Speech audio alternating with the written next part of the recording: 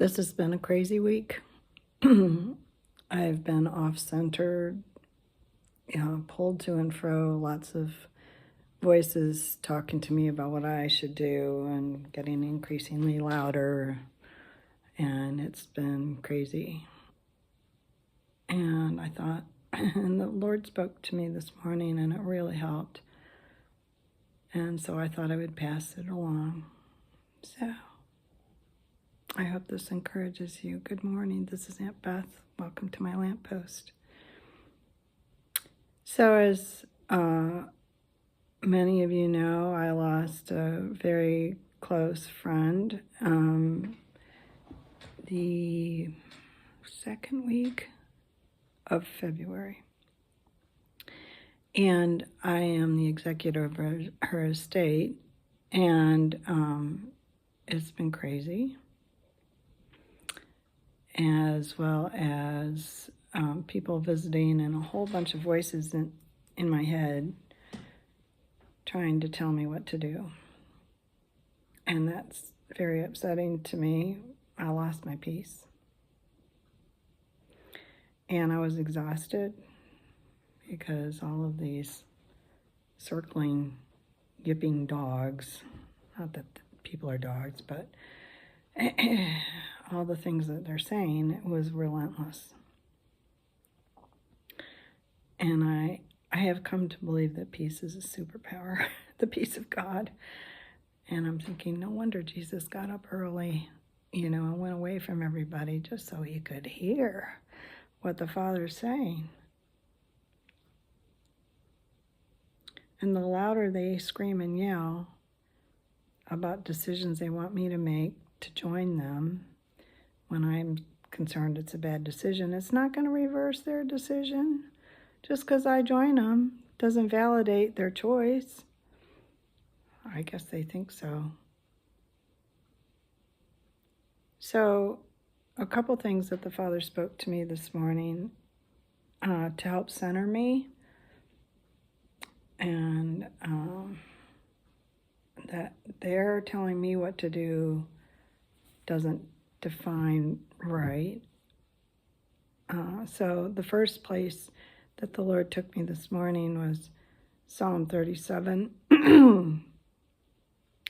verses 1 through, I don't know, you can read verses 1 through 9, whatever, but it's interesting because if somebody says something once, okay, somebody says something twice, especially the Lord, you should pay attention. But in the Psalm, 3 times he says, do not fret. I realized I was fretting. Do not fret because of evildoers, nor be envious, for they shall soon be cut down like the grass and wither as the green herb. Trust in the Lord, do good, dwell in the land and feed on its faithfulness. Commit your way, trust in him, he'll bring it to pass. Rest in the Lord, wait patiently for him, do not fret.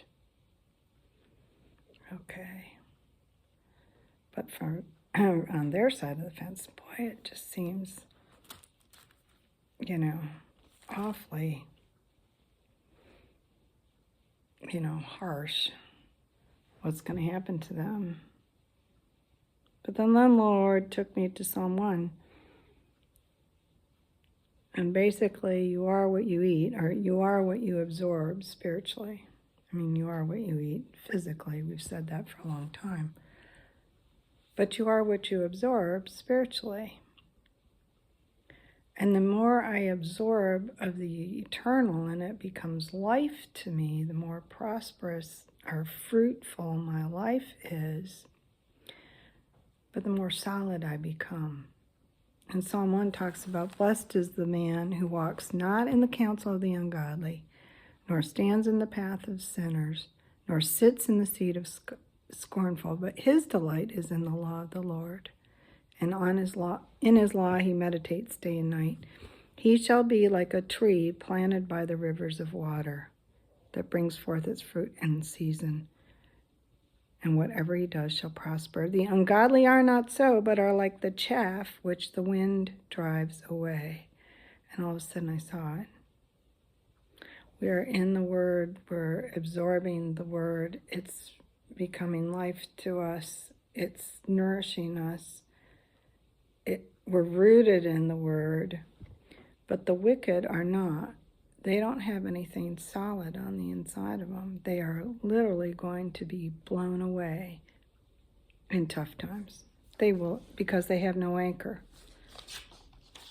And so here's what the Lord, or else my spirit, spoke to me this morning.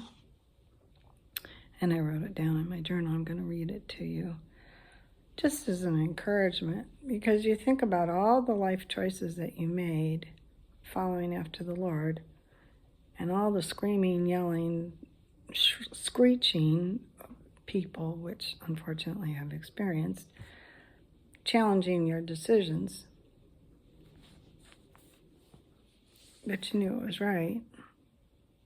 And like, okay, I'm old enough, I remember when the pill came out, and then all of a sudden sex without consequences, at least physically.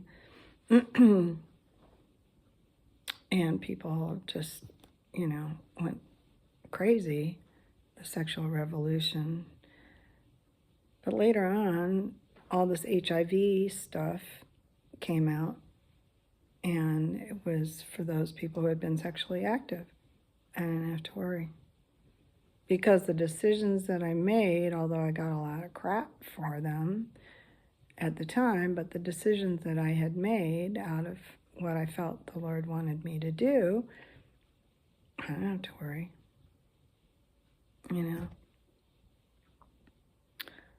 COVID came, and I retired early. I'm blessed that I was able to retire out of the conviction of my decisions. There were a lot of people who were very angry with me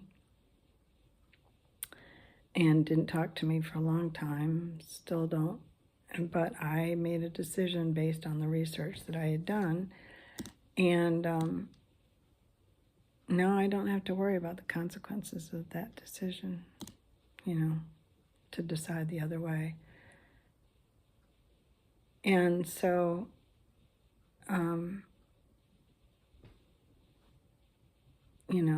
at the time the decision was hard, not an easy one. Nobody wants to die. Everybody's trying to choose their path forward, do the best that they can.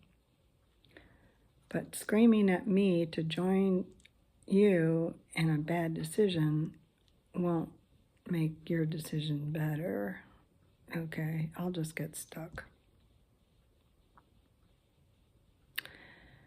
And so, for all the yelling and chatter and relentless questioning and challenging of the decisions that I'm making this week, it bothers me, because these are people that I care about. All of a sudden the Lord said, the proof is and will be in the pudding. Don't fret. Don't get upset. When tough times come, you will stand while the big talkers and scoffers blow over. There's no stress in trying to prove myself and justify my decisions. The times will prove us all equally. So, tough times are coming to all of us, but the solid folks will stand. They won't be blown over. They'll be rooted deep. Their lives are built on the rock. Is it hard now when people are screaming at you and screeching, yelling, chattering, overwhelming you with why you should go their way, when peace says no? My dad had a poster on his wall years and years ago in the 60s, remember posters. And it was a quote, I think it was from Thoreau.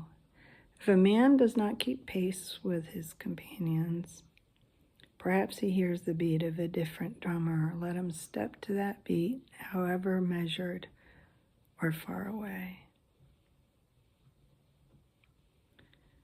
So follow after the Lord.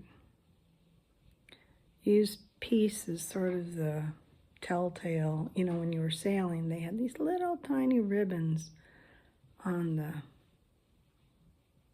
I don't know, the wires that kept the mast up. I don't know what they call those things. But they were the first to show which way the wind was blowing. And you actually do want to use the wind of the storm. You can go a lot faster when it's windy. But the telltales will let you know in advance how things are going. So I knew something was wrong when I started losing my peace. So let peace be your telltale, but also your superpower to keep you centered when times are tough. I hope this encourages you.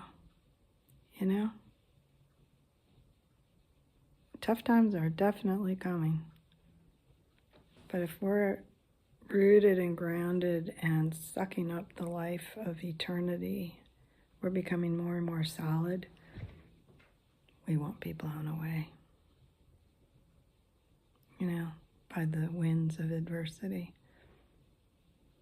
So,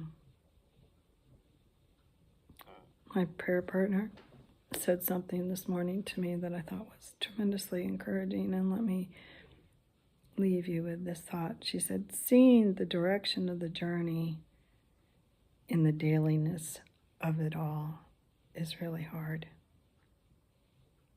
That's a challenge. Follow after peace. Follow after the Lord. Don't let all the circling yippiness of people yapping at you to try and get you to go their way blow you off course. Be rooted and grounded. Be solid. I really hope this helps you. It was a help to me. Have a fabulous day. All God's best.